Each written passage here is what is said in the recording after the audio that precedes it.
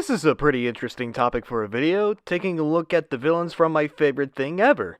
How could I possibly turn out something like that after doing that hefty boss ranking back in August? Like I said, I did a video ranking all of the bosses in Klonoa 1 and 2. I was chilling one day and I watched this video on reviewing Sonic villains. Later on, I thought to myself, hey, what if I do that, but on Klonoa Villains? This leads to where we are now, so let's get some stuff cleared up. First of all, like the last Klonoa video I did, there are going to be major spoilers for all of the games, to villains only. If they're more like rivals to the protagonist, they're out of the question. Second of all, I am strictly covering games, so that singles out Tenebrae Hue and Nightmare Klonoa. Maybe one day I will cover Dream Traveler of Noctis Soul and its fan continuation. Next, I am scoring them based on design, personality, and motives. Lastly, this is all my personal opinion. Let me know if you agree or disagree on some of my points. Also, don't parrot what I say, these points are not objective facts. Now then, let's begin our marathon of the greatest adversaries our floofy dream child has faced. Starting off with... here is our very first antagonist in the series ever, and he's a very strong first impression. To summarize, Darnius is a nightmare spirit who, with Joka's help, kidnaps the diva Lapis. He uses her as a vessel to harvest nightmares and unleash Nahatomb. Later in the game, he slowly reveals this plan and his reasoning.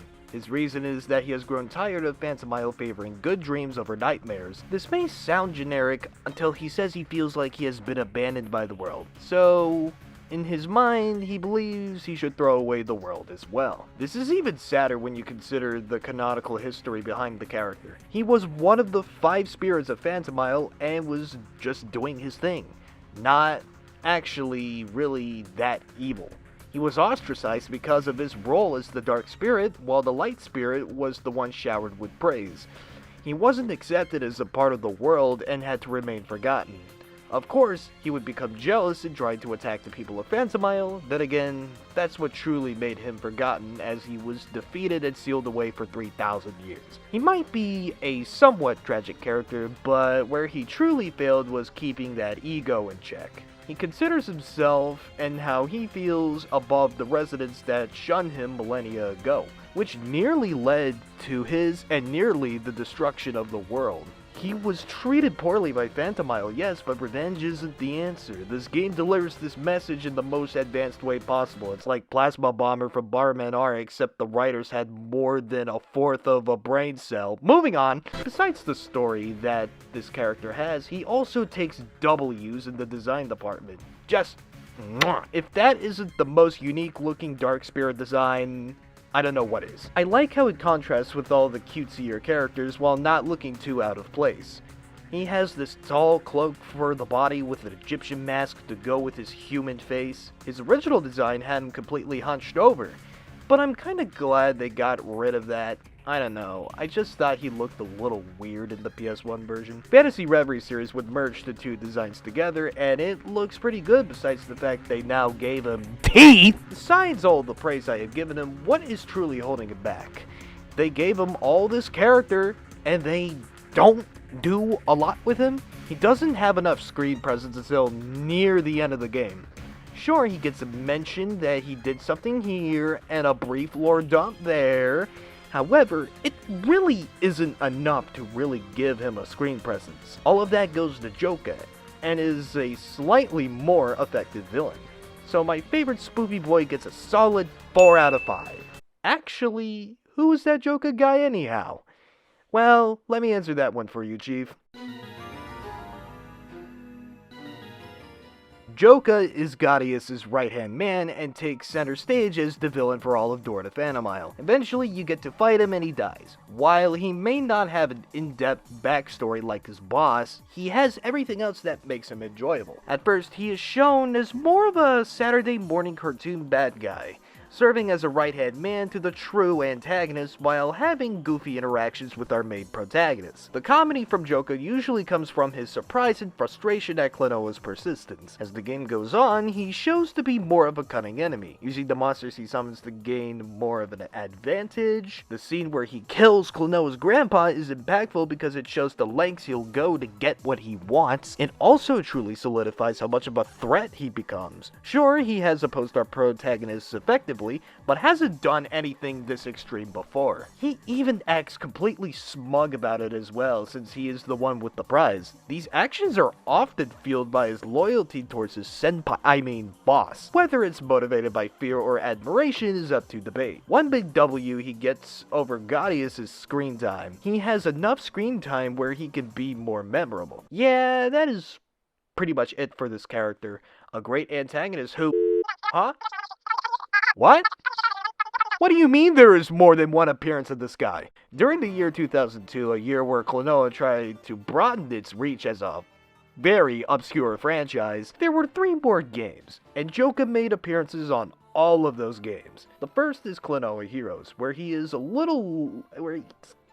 a little less of a presence because there's 3 villains this time. He serves the same role as he did in Door to Phantomile, but now he is just whatever. All he has is more than one boss fight and dies in a completely different place, and dies in the exact same way. The second game was Dream Champ Tournament, where he's revealed as an opponent for the tournament. He has a minuscule presence, and the only interesting thing is that he bribed the Moos in order to attempt to win. I love it because that's perfectly in character for him. The last game is the spin-off Volleyball game, where his ending is he tries to spawn more money, however, they become bigger and he gets arrested for counterfeiting. This teaches me that besides Klonoa Heroes, no matter what role he plays, he'll forever be an enjoyable character. One more thing to note about him is his design. I am a big fan of Jester characters, and Joka is no more different from them. It carries the Jester motif, and it fits with the dreamlike feel of the games. I also like the idea where he doesn't have any limbs. You may rotisserie me for this, but I don't mind that they added limbs to him in the Wii remake. I think that the black limbs go well with him. It's more interesting that it's based off of concept art for him. So combined with all that, I think the overall score for him is another 4 out of 5. Moving on to our next villain, and the last one for Door the Phantomile is... So, the pretty okay final boss from Klonoa 1 is up, and he's a pretty whatever antagonist. He is summoned by Darnius after using Laphise as a vessel and using nightmare energy. He is built up as the destroyer of worlds throughout a decent portion of the game. That's actually pretty much it. There isn't really much to say about him besides that, sure, he does raise the stakes since he's literally made to destroy the world. Defeating him is also pretty complicated as well. Besides that, he just serves as a giant final boss with some build-up to that fight. He does have an interesting design. This is exactly what a nightmare entity... Now, I know I've made fun of him before, but it doesn't mean it's bad. He'd return in Klonoa Heroes in the same way as before. Use female as the vessel, harvest nightmares, bada bing bada boom, he's there.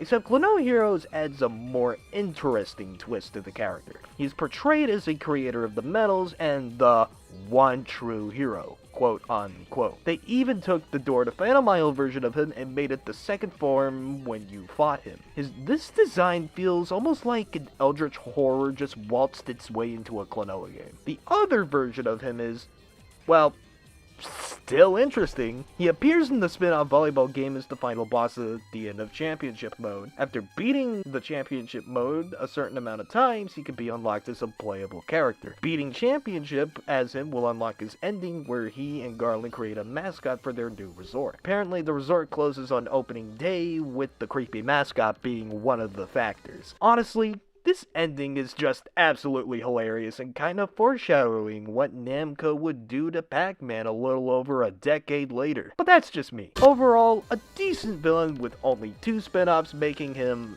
actually interesting. So, who's next on this list? Let's look at the list here.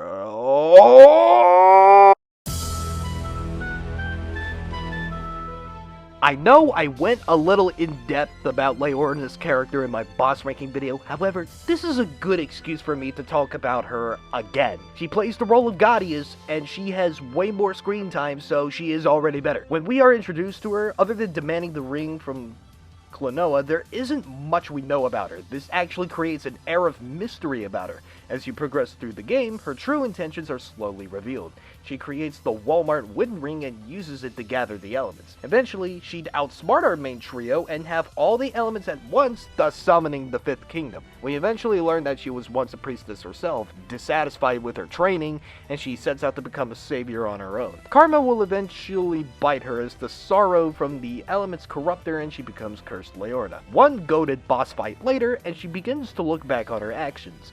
She admits to not really being a savior, only wanting to prove herself as one. Realizing sorrow can't be overcome by brute force, she gives Klonoa and Lolo her blessing to save the world. After this point, she does take a bit of a backseat, but she helps us neutralize the King of Sorrow. At the end of the game, she is seen rebuilding the Kingdom of Sorrow. While Leorna doesn't look scary at all, it's what she does that makes her threatening. She nearly blows up a city making the fake ring, which is proof that she lets nothing stand in her way. She is also capable of outsmarting her opponents. She uses monsters to receive data, and even uses a disguise to receive the elements. Her stubbornness is also evident by weakly resisting her wounds during the Kingdom of Sorrow. Her desire to become a savior also shows her arrogance, like the Volk situation where she was willing to risk countless lives for her own gain. She even begins to taunt her enemies as well when she has the upper hand. It won't be until she has all the elements is where she is put in her place. When she is defeated and admits to not being a true savior is when she is humbled. This is when her redemption arc begins to set in. She lets Klonoa and co save the world and even assists them. She even sees through the King of Sorrow's way of thinking and helps Klonoa out. I like how Leorna has to work her way up to redemption as well. She does help out Klonoa, but after that, she begins to rebuild the Kingdom of Sorrow. They even confirm she is eager to rebuild the Foundation as well. Another thing is that I really like her design. She does look like she was an air pirate. And is one, but let's not worry about it. After Lunatea's Veil, we don't get to see her a lot besides spin-off games. She gets briefly mentioned in Klonoa Heroes, being referred to as Leo, her name when she was a priestess. Her other appearance was in the spin-off Volleyball game as a playable character. Her ending was actually really funny. She comes to collect the prize money, but Garland refuses because she's a thief. So she literally steals his entire mansion just to get money. This character is so based. She gets a 5 out of 5, no questions asked. Wow, what another compelling and entertaining antagonist, who I deem to be the best in the series. I wonder who is up. No! Okay, I'm just joking. She isn't that bad of a character.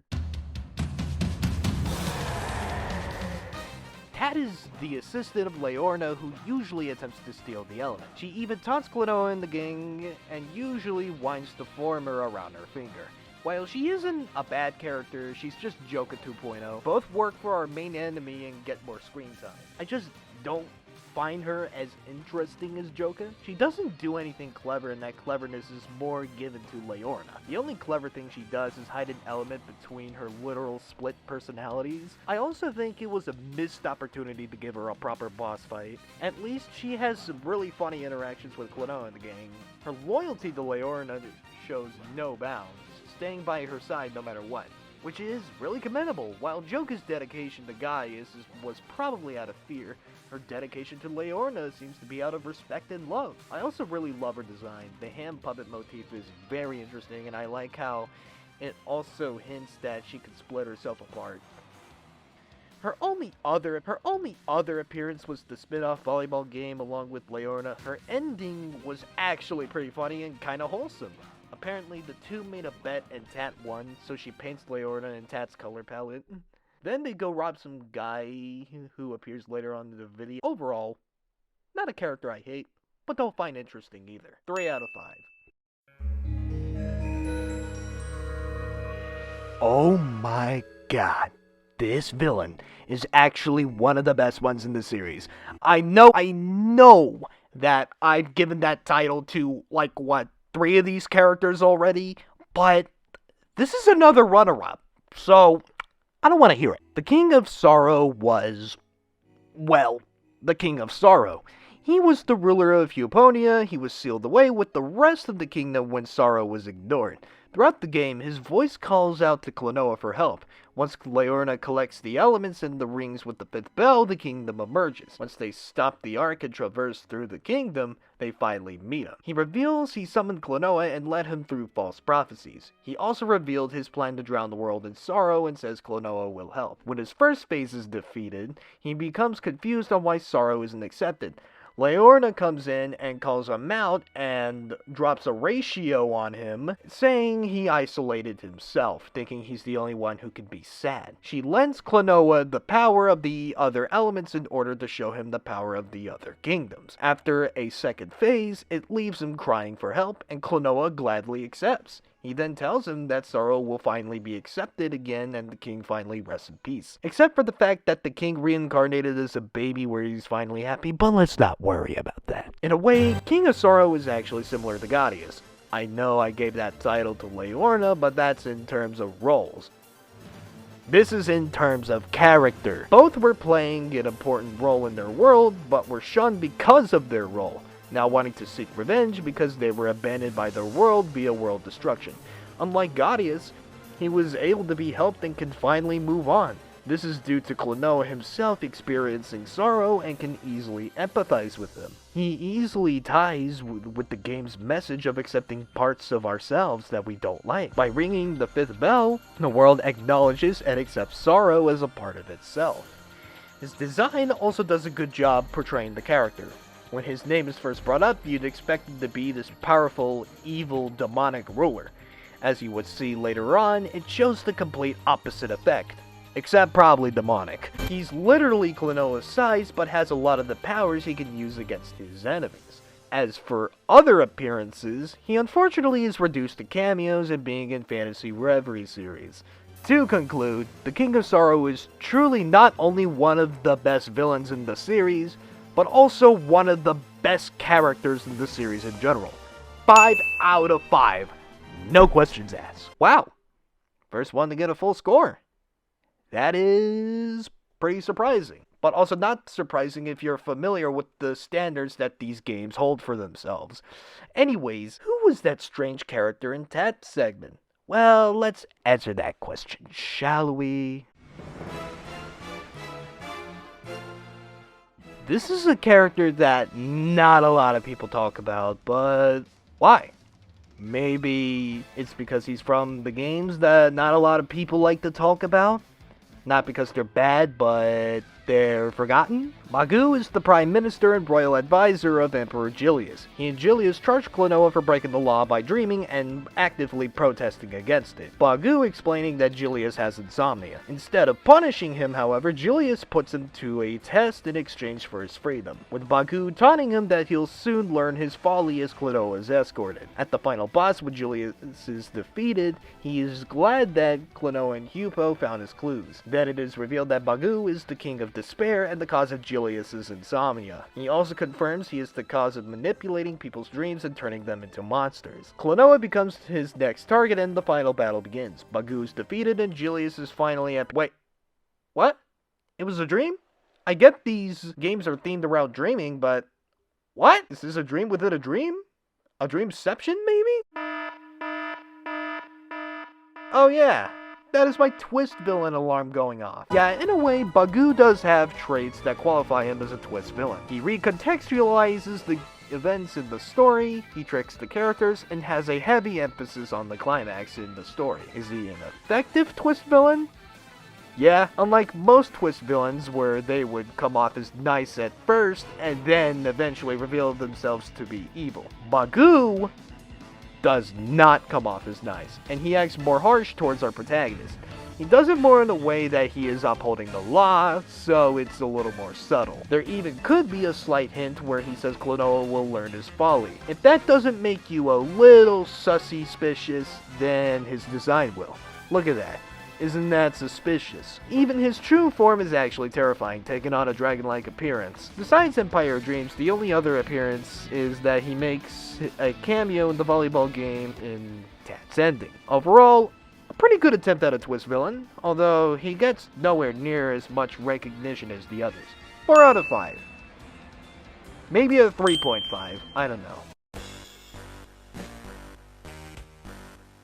Garland is probably my least favorite out of this entire Rogues gallery, and here's why.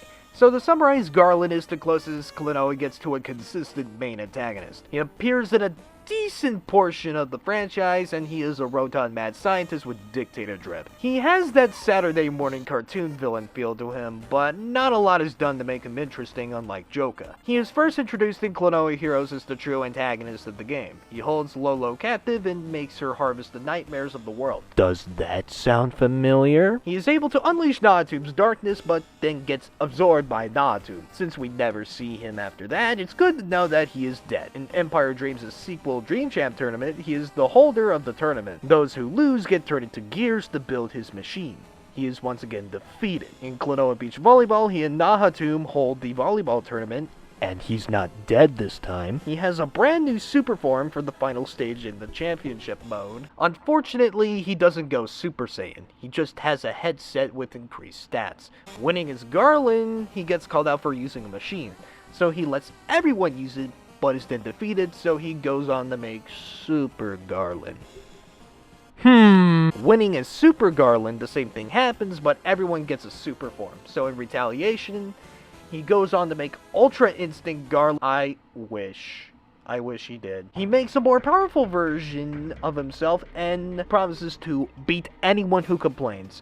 Yeah, he's pretty much out for blood this time. You might want to watch out. His eyes are red for a reason. So what is it that doesn't make him as compelling as the others?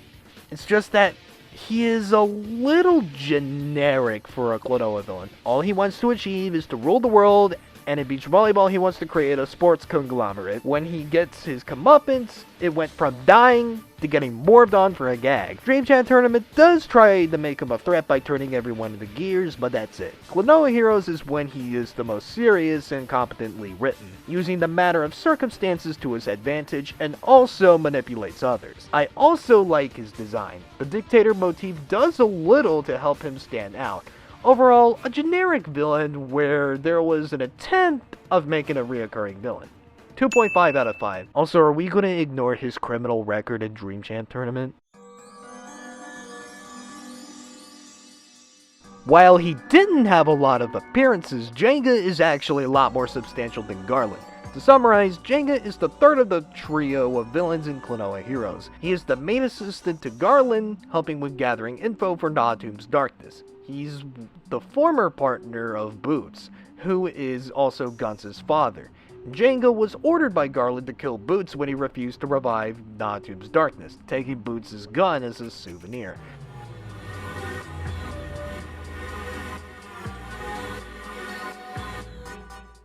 When Klonoa and Guns meet him at the ruins, it begins a chase of Guns hunting down Jenga. After Guns and Klonoa split up, he chases Jenga to the underground factory in Folk, where, revealing his dad's gun, he shoots at Guns and makes his escape. After our three heroes unite to take down Joka, he makes his escape on a rocket with a kidnapped Lolo. It all eventually culminates in one last fight on the moon. Jenga explains why he had to kill Guns' father and begs for forgiveness. Guns does let him go and goes for another cheap shot, but Klonoa gets in the way and gets poisoned. Guns retaliates by shooting at Jenga, and he stumbles into the darkness and dies. Disney villain style. Now, this guy right here is the MVP of this trio of villains. He's actually pretty threatening and actually makes things personal. While Joka makes it personal with Klonoa and Bango, this guy makes it personal with Guns by being his father's murderer, and he constantly teases Guns with it to gain the advantage. Eventually, when Jenga takes Lolo to the moon base, it gets personal for everybody, let me tell you. When he's back to a corner, he tries to manipulate to get out of the situation. In terms of being threatening, he is the second villain in this series with a body count. His poison nails are actually poison, evident by how it managed to kill Guns' dad. He even nearly kills Klonoa when he's struck with the nails. His other appearance was a brief mention in Guns' ending in Beach Volleyball, which ties back to Klonoa Heroes. This is also why I don't think Beach Volleyball is canon at all. Like, there's a human-sized corporate conglomerate Nahatomb. Do you really think these two are connected? Funnily enough, there is a promo image for Beach Volleyball featuring him, despite the fact he is not in the game at all. In conclusion, Jenga is actually a very compelling and sinful antagonist. 4 out of 5. Looks like we are done here. thank you guys for watching. Do you guys agree or disagree? Who is your favorite villain in this series? If you know anything about this series, prior or after this video. I didn't even touch the webcomic. Tenebrae Hue and Nightmare Klonoa are actually very interesting. I can look into those at a later time. However, now it's time for us to go. Later, everyone! You see, I didn't take a century to upload my first video for the year this time. Take that!